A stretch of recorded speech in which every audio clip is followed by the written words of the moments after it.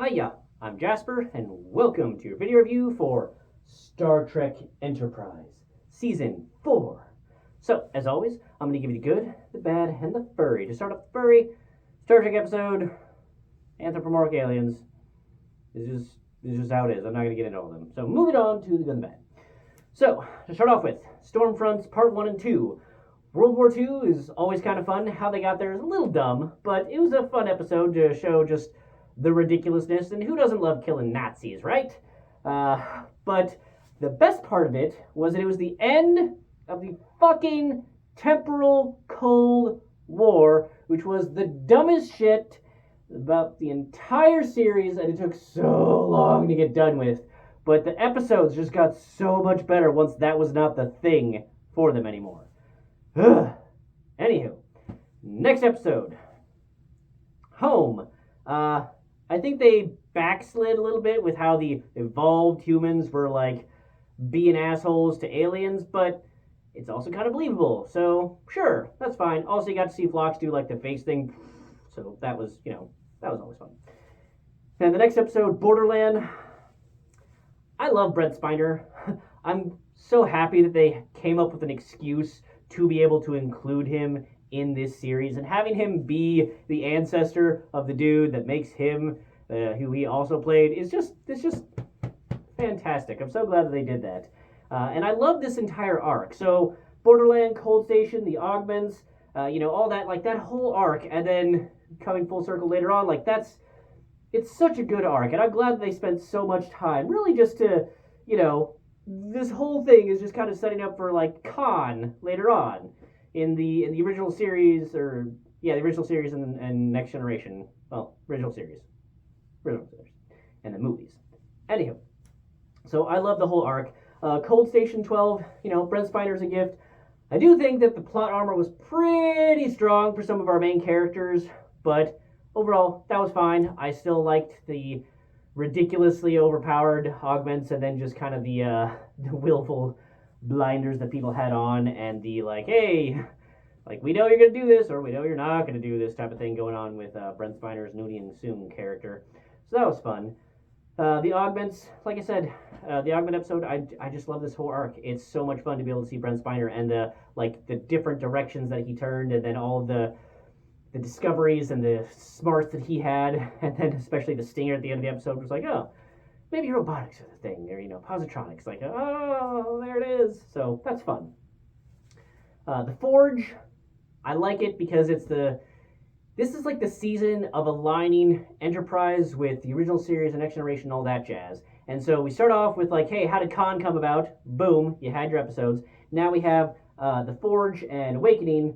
So, and the Kirishara, like all of that, like this whole episode arc of aligning more so with like the Vulcans of like being smart, poised, kind characters, like the good species, as opposed to the like kind of asshole-y species that we've seen them, and the like arrogant and just condescending species that we've seen them up until this point. So the Forge helps to align with the Vulcans more of how they are in the next series, and so it's fun. Like, I was fine with the Vulcans being a different style of Vulcans because governments change and people change and whatever else. Like, there's a huge time gap between these Vulcans and those Vulcans, so I didn't have a problem with the differences. But I still appreciate that they went in and were showing and updating and like connecting the dots between the two, because it's a Star Trek show. Why wouldn't you want to connect the dots between how you had them displayed and how you had them displayed another time? So that's fun. With Awakening, I thought it was fun. Funny how long it took them to realize that, Captain Archer had Sirach's Katra. Like, y'all are pretty dumb to not have realized it. And none of you really. Like, bro, you gotta be willfully dumb for that. But whatever. And then the Kirishara episode, I like that they were just like, hey, that, like, glorified head STD that you got from, that mind meld? Yeah, it's just because that idiot doesn't know how to do mind meld. Here, let me fix it for you. Boop, there you go. Fix your noggin. You're good. Because it's just from people not knowing what they're doing when they're messing with brains. Oh. So I thought that was a fun, like, boop, and that's fixed.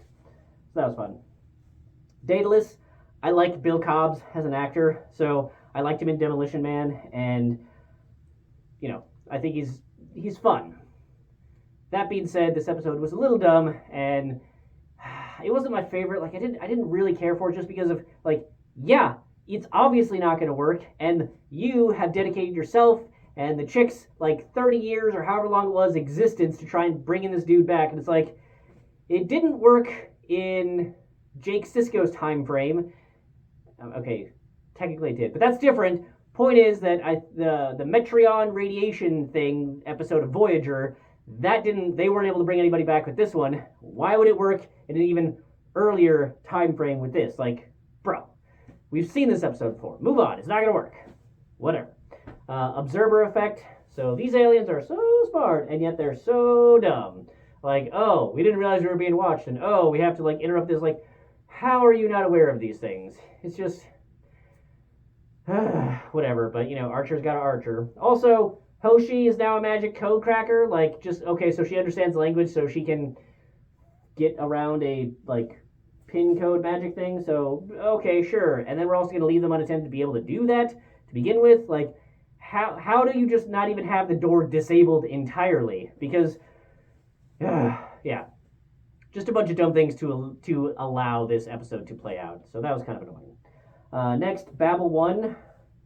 It was fun to see Archer finally forming the Federation. So they had hinted at it and talked about it a whole bunch with the stupid fucking temporal Cold War. And like, oh, you're integral to the formation of the Federation. And so it was fun to actually start to see that, where, he was getting together the Andorians and the Tellarites, much like he'd already brought together the Vulcans a little bit. So that was fun.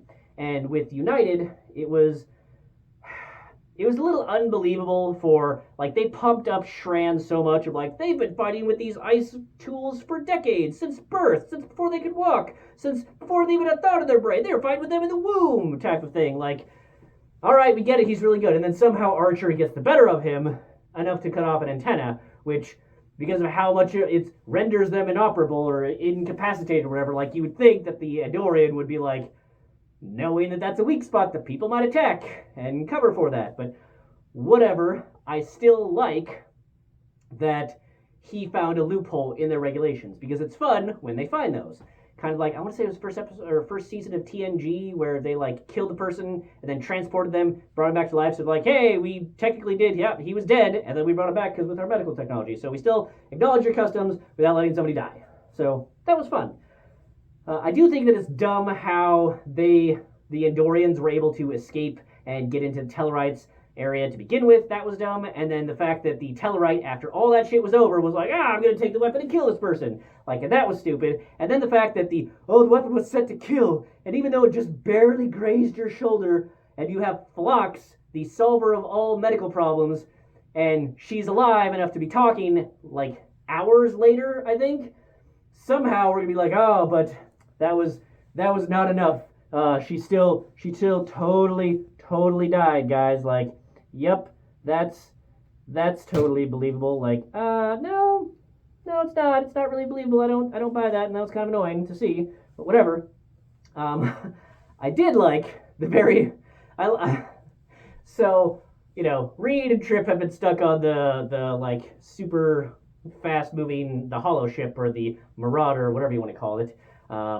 But I really liked that at the end of it, because Trip was dying of radiation poisoning, and so Reed like disobeyed a direct order to let him get in there, and then he like shut it because he'd set up the phaser to explode the thing. So like he had a plan, but he was also going to save his friend, and then they escaped, and then they got back to the ship, and Reed and Trip was like, thanks for saving my life, but it really pains me, but I'm going to have to put you on report because you disobeyed a direct order.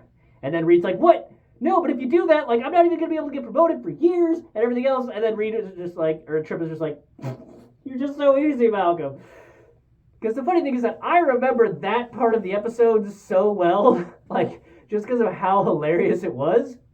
But I did also forget at one point that he did say that he was joking. And I just remember being like, damn, but remember how Trip put Reed on report for saving his life? Oh, wait, it was a joke. He was just messing with him. So that's one of my favorite parts. I love that. The Anar, that episode, I like that we get to see more of Andoria and get to see more about their culture and how their stuff is. Plus, we get to see more Shran. I do think that because the taking of the antenna was supposed to render somebody, like, inoperable for, like, death purposes, like, it's equivalent of essentially killing him, so it's fine. I do think that he should have had a bit more negative effects to it other than just like stumbling around. But I get that they didn't want to introduce like some other Andorian to escort you around. They want to keep Shran, and I'm glad they kept Shran, so I'm okay with it. Plus, Shran's really strong and tough, so he's able to tough through a lot of the other more hard side effects, right? Yeah, totally. Affliction. So I did some looking up when I saw this episode because I was like, oh shit, that's Seth MacFarlane. Apparently he was in another episode. I just must have missed it. But I love that Seth MacFarlane was in the Star Trek episode because he is such a big fan of Star Trek. I'm such a big fan of Star Trek. I'm such a big fan of Seth MacFarlane's like stuff, and he fucking made the Orville. So he made the Orville, executive producer, whatever, wrote, directed, probably some, and he is the star of the Orville, which is the 90th of 90s Star Trek, and just an amazing show. So I love that he was also actually in an episode of Star Trek. I don't know if the producers and everybody else just knew that he was such a big fan. I don't know if this was before or after, like, Family Guy and everything else. Like, I don't know where in his career it was, if he just happened to just really, really, really want to get in, or whatever else, or if it just happened to be that, like, hey, this was before he got all of his producer and animated and acting and TV show credits, and he was just like a little bit above an extra in this, and it just happens to work out. But however it happened, I'm super glad that he was in Star Trek because he's also in the Orville, and that's just fantastic to me. So, anywho, Divergence, the Klingon general is willfully stupid, like just unbelievably, not like metaphorically unbelievably, but like literally, I don't believe that he would be that stupid. And I also don't believe that he would not have shields up to prevent the transporter from transporting the thing in there. Yeah, it's just dumb. So that the part of it that made it that there was the time crunch in the end was dumb. But them spending this much time, like I said, a couple of, like a two-parter essentially, to explain away why the original series Klingons just, wore dark makeup, and then all the other Klingons from Next Generation forward were all had like the forehead ridges. I love that they do like 2-episode explainer, because in DS9, Worf's explanation when they went back in time with the triple episode was, it is a long story, but those are Klingons. The long story is that they tried to use human, like, genetic engineering shit to make their warriors stronger to fight, because the human, like, the Khan's children kicked the Klingons' asses so badly that they're like, we need that power. But in order to get that, they fucked some shit up and made it a whole bunch of their people not have forehead ridges. And I do think it's funny that also, if you pay attention, because one of the like Klingons in the original series does end up being one of the Klingons that Jadzia Dax fights, like, teams up with to go after the albino. So clearly clearly that problem lasted until this generation, at least, like the original series generation, but they solved at least the cosmetic differences between the original series, and Deep Space Nine time frame. Like, so clearly genetic fixing to bring back the forehead ridges became a thing within that time frame. So that's fun. Okay, so Bound.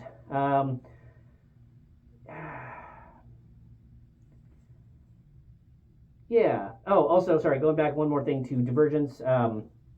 I like that they finally admit that Trip isn't leaving, so that's fun. I also love the energy and the fastness and the like pace that they had to do to really show off how amazing Trip was, by having him do the cold restart of the engine and reinstall the program thing in under 2 minutes or whatever the time frame was. I just really love that energy and that passion to really show off Trip is amazing. And also that they finally admit that, like, okay, Trip isn't actually leaving. It's fine. Like, everybody else knows Trip wouldn't leave, so he's not leaving. So that's fun. So, Bound. Didn't we already do this episode, like, in this show? Like, yeah, we've already had a Firefly version of this episode, but didn't we literally already do an episode like this with, like, the slave girl who ran away, and then they saved her, and then it turns out that she was working with, like, he gave her the Orion slave girls, and then, it turns out that they're bad, and that they're planning. Yeah, like, why the fuck wouldn't they be? Don't you learn anything about slave girls from the, first season?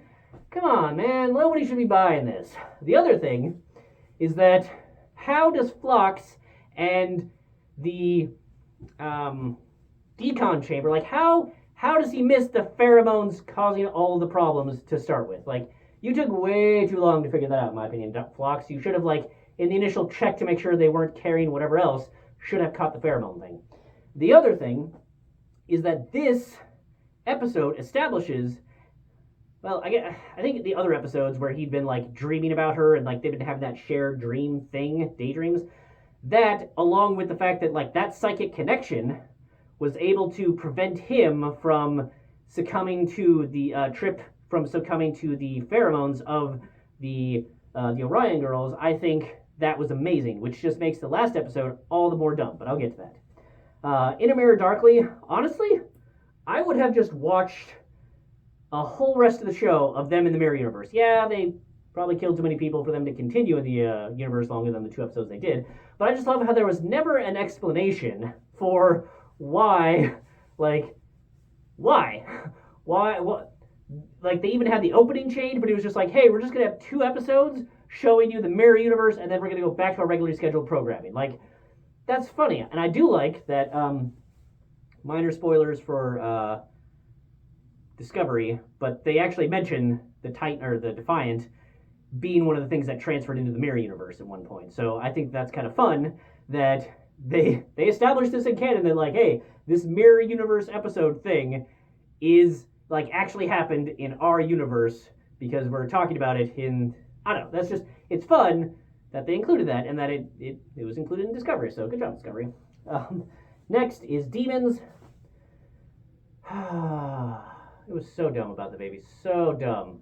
So dumb. Like, I don't give a shit about the baby. I don't get why everybody is so emotionally connected to this baby. Like, don't care. Don't care. And then also, everyone's like, oh, they were able to make a baby between these two? That's so totally impossible. There's no way. There's no way. How is this possible?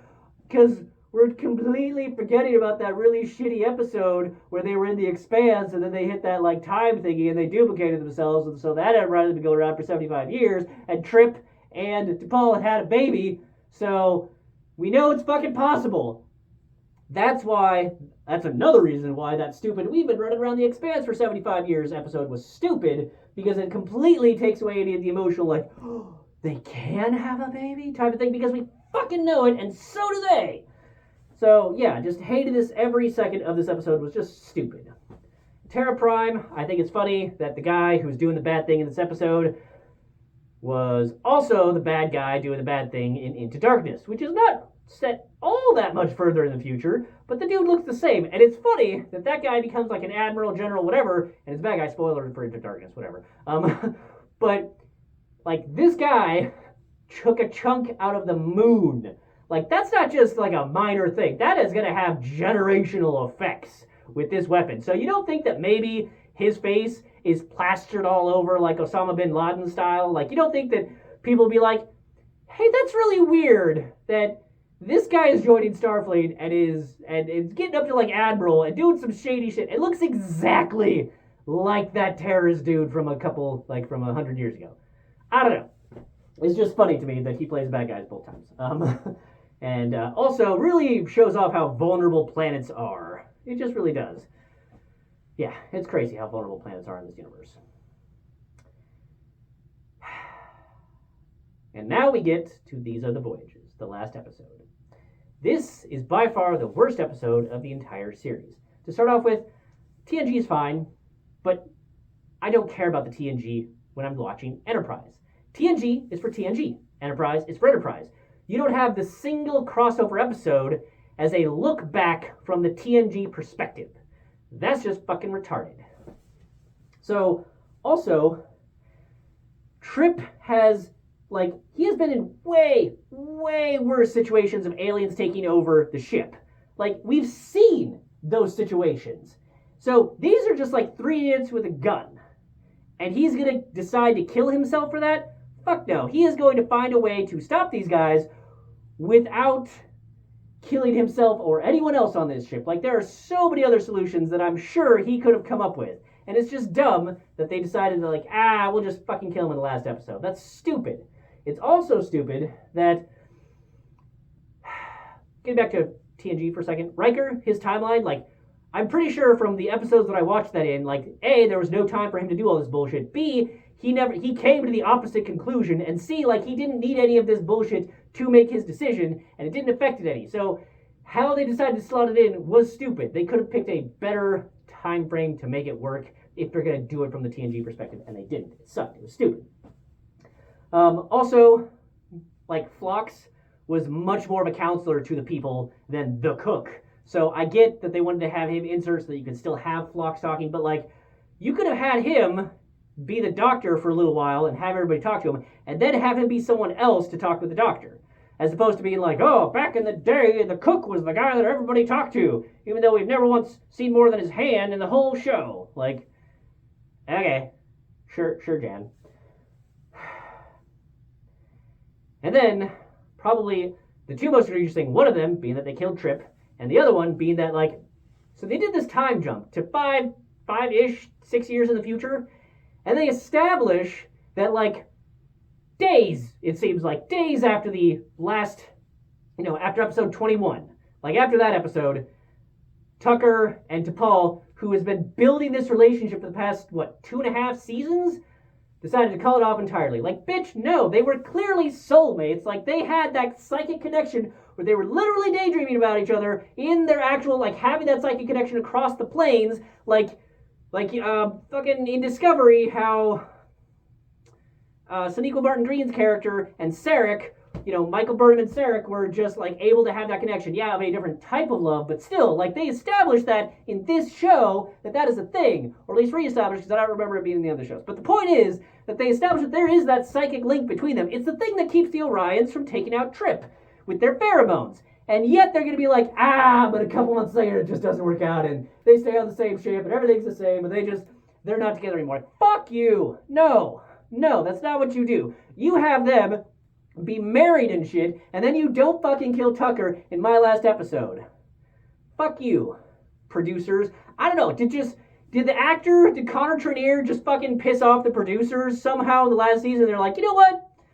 We're gonna fuck over your character in the last episode, just in case they ever want to do a movie, or a bring back, or anything else. We're gonna fuck over your relationship with T'Pol, and we're gonna kill your character because you had the last Cheeto, or something. Like, I don't know, but it was dumb, and I hate it. Stupid. Anywho, best season of Star Trek Enterprise, by far. A lot of enjoyable episodes, mostly because I liked seeing how the Federation was formed, how the Forehead thing, how continuity and Soong, like, and, season 3 was also much better than the first couple seasons. So, this show was really getting good, and then they canceled it, which is just really unfortunate, because I think that season 5 would have just been a huge banger. Would have been just amazing. So, yeah. But that's all I have for this one. Thanks for coming. Thanks for watching. Hope to see you at the next one. Bye.